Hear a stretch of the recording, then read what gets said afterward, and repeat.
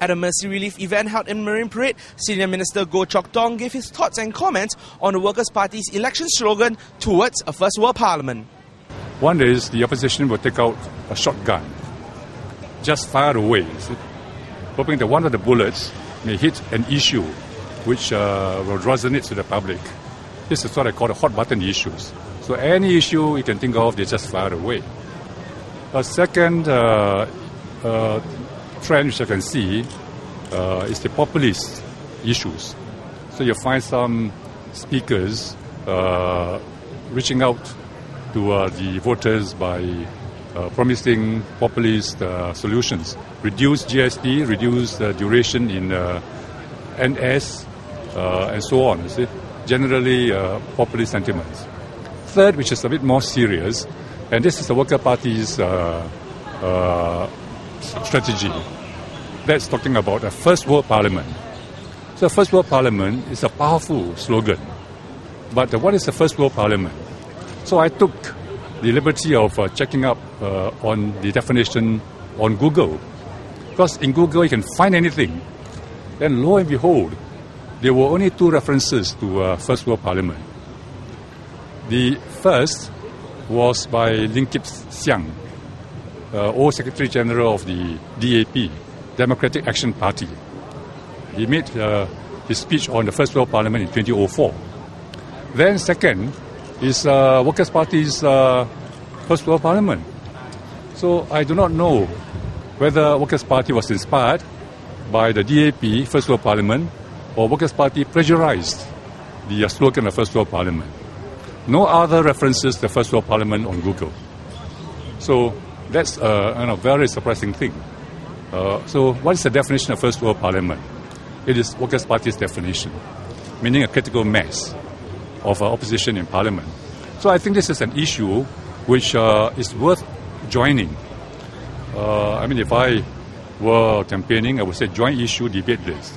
Because people want to have opposition in Parliament, which is fair, which we also recognize. But we can join the issue on First World Parliament versus first-rate government. Which is more important? So you can have a first-rate government, and yet you can have some alternative voices in Parliament. Because, by definition, First World Government, according to opposition party, LWP, is a critical mass of opposition in Parliament.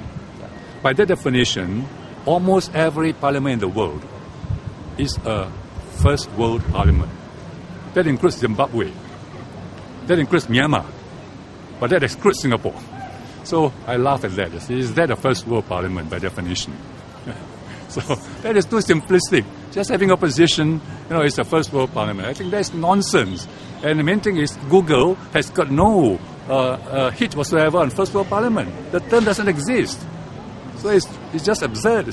And more importantly, it's copied from somebody else, not original. So you think it's actually copied from... I think so. Are they so clever as to come up with a slogan?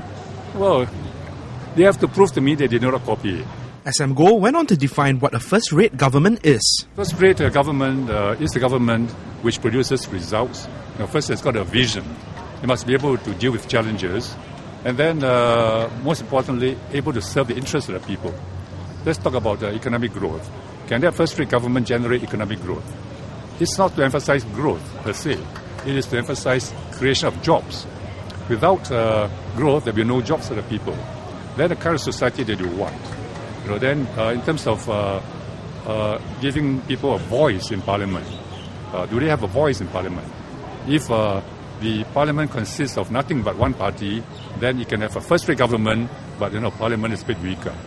So we have over the years tried to evolve a system which allows the PAP to win elections overwhelmingly, and yet you have voices which are against the PAP in Parliament. Opposition National Solidarity Party has said that they want to hold SM Goh accountable for the policies he made during his tenure as Prime Minister. Well, I think my response is a simple one. In 1991, I fought my first battle as Prime Minister. I won 61% of the votes. 61% of the votes. Then I put in place certain policies. In 1996, I won 65% of the votes. Then in 2001, my last election as Prime Minister, I won 75% of the votes. So I already have been scrutinized by the voters and have accounted for my actions in Singapore. Well, as simple as that. So, of course, as I said, they must take a shotgun and fire away.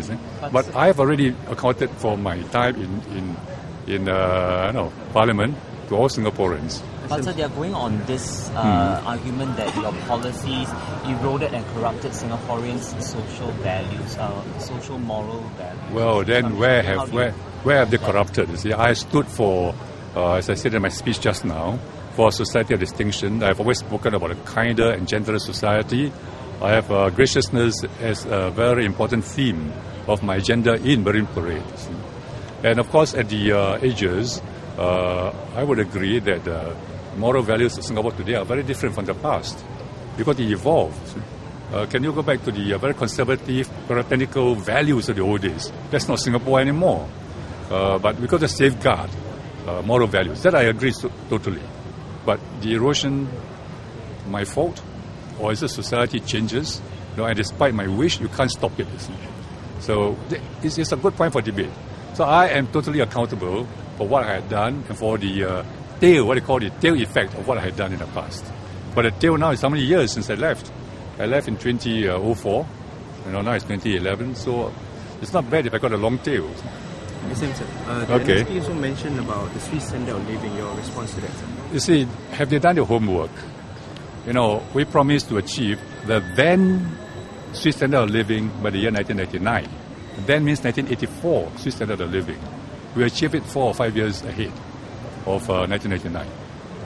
Right? And a part of the Swiss standard of living is graciousness. I have in there that people are very polite. So that was something which struck me. It's not just per capita income. It is the graciousness of the people. If you go to Switzerland, you find that the service staff very high standards. We have achieved a long time ago.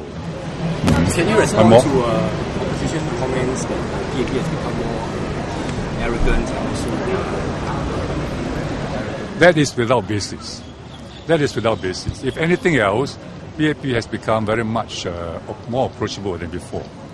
PAP was never arrogant, but PAP maybe in the past, there were issues to be resolved, and of course there was no time to consult people and actions got to be taken. But over the years, we have been more consultative, more participative in our approach. And in recent years, you find that every policy, is openly discussed. Parliament, we discuss the policies before we implement policies and so on. So that's, again, just attacking for the sake of attacking. Check out our other clips on party rallies and walkabouts.